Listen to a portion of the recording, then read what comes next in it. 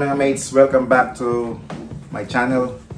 To those of you who are new, please consider liking and subscribing to my channel to be updated for every new videos. So today, I'm gonna cook a crispy pork chop. So I'm gonna simmer this in a low heat for at least 3 hours, and after that, set aside for at least 30 minutes and put it in an oven for an hour for 240 degrees to make the skin crispier. So this is all my ingredients here.